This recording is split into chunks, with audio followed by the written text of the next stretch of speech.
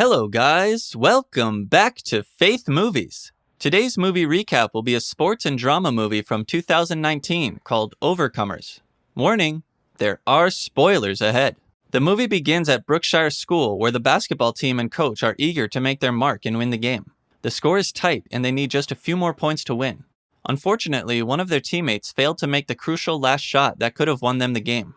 After the match, the coach meets with the team and consoles his son, who is also a team member. He then addresses the entire team, encouraging them to strive for improvement next season and aim for victory when the time comes. In the following scene, the coach is seen reviewing footage of the game, analyzing it, and venting to his wife, who also works at the school. In the midst of this, a colleague comes to summon him to a crowded room where other staff members are watching television. It is broadcast on TV that the largest factory in town is closing, a development that is expected to negatively impact the community, including job losses and the relocation of some residents. The coach is particularly concerned about how this might affect the basketball team, as some of the student players may move away. In the next scene, some young boys are seen playing basketball on a field. A girl named Hannah passes by and steals one of the boys' headphones. As the boy searches for his headphones, he spots Hannah and all the boys chase her down to retrieve it. She runs into the woods, hides behind a rock, and uses her inhaler, struggling to breathe. When Hannah arrives home, her grandmother questions her about why she is late. Hannah makes up an excuse, but her grandmother, upon finding another stolen device in Hannah's trouser pocket, confronts her. Realizing Hannah has stolen it, the grandmother admonishes her not to get thrown out of school as she was previously and instructs her to return the stolen item. In a subsequent scene, the coach and his family are having breakfast when his son announces that one of their other coaches is transferring to a different school.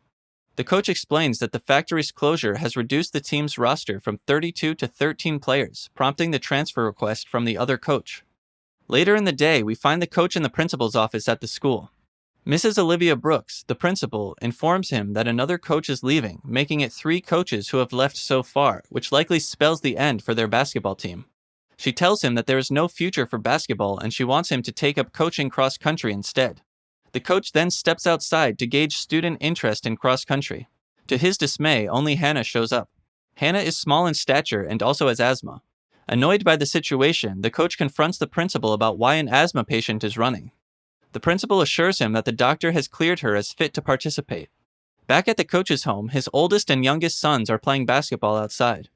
Inside, he discusses the situation with his wife when one of his team members' fathers arrives to inform him that they are moving. In the next scene, the coach meets with Hannah, his younger son Will, and his wife, who decides to assist him in training Hannah. After the training session, the coach and his wife return home. He then receives a call to meet with a founding member of their school who is in the hospital. While waiting in the hospital, the coach mistakenly enters a room where a man blinded by diabetes is lying down. The man asks who is there, and the coach introduces himself. They chat briefly, and the man, a former runner, offers the coach some advice. The coach then leaves to meet the founding member he was supposed to see, and the blind man invites him to visit again, with the coach promising to pray for him. Next, another parent and his son come to tell the coach that the son is leaving to join another team and secure a scholarship. After they leave, the coach, frustrated, throws the list of players into the trash. At home, his wife comes to see him, which leads to an argument due to the current challenges they face, including a 10% pay cut from the school. Later, she joins him outside where he's reflecting, and they reconcile. Their 2 sons watch from the window, relieved to see their parents make peace. In another scene, the coach speaks with a coach from another school as they prepare for a practice race. The reigning champion from the previous year wins the race, and Hannah shows no improvement. Out of frustration, the coach visits the blind man in the hospital for advice on training his only runner. The man gives advice, which the coach notes down. Suddenly, the blind man asks, "Who are you?" The coach responds with several identities, including being a coach, a history teacher, and finally a Christian. The blind man questions why he mentioned Christian last, leading to a tense exchange about whether the coach had prayed for him as promised. The coach remains silent. In a subsequent scene, the coach visits the blind man again. The man shares his story of how he once lived in the town, ran away, but is now back because he is sick. He reveals he left everyone behind, including his daughter. It turns out Hannah is his daughter, and her grandmother had told her that her father was dead. Finally, the coach and his wife visit the principal to discuss the situation with Hannah. The principal reveals she knew Hannah's mother, who turned to harmful substances after Hannah's father left, ultimately leading to her death. The principal advises that they cannot bring Hannah to her father without the grandmother's approval. The coach and his wife decide to meet the blind man on their own to tell him the truth. At the hospital, the coach and his wife revealed to the blind man that their only school runner was his daughter. Shocked, he broke down in tears. Initially skeptical about meeting her because he felt he had failed her, the blind man was eventually persuaded by the coach that it would be a good idea. He agreed to meet Hannah. During the next stage of race training, Hannah applied everything she had learned, demonstrating noticeable improvement. Although she finished 11th, improving from her last performance, she was disappointed about not making the top 10. However, the coach reassured her of her progress. Later, the coach and his wife informed Hannah that her father was in the hospital and encouraged her to consider meeting him, revealing his name as Thomas Hill. The following day after training, Hannah expressed her desire to meet her father. They prepared and went to the hospital together. At their meeting, Hannah and her father spoke briefly before a nurse interrupted, causing Hannah to leave abruptly, feeling overwhelmed and struggling to breathe.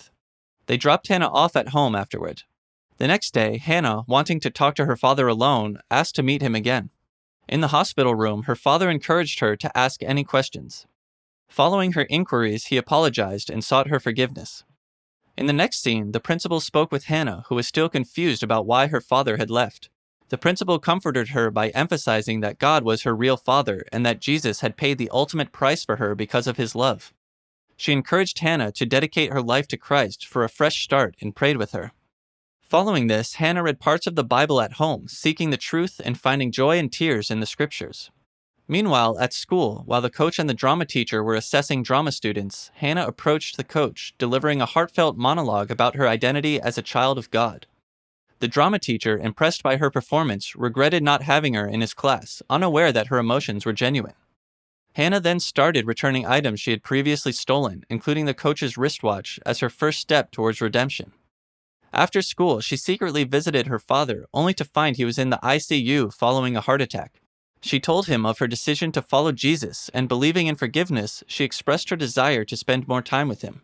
He was moved to tears by her gesture. When Hannah returned home late, her grandmother, having left work early, was worried.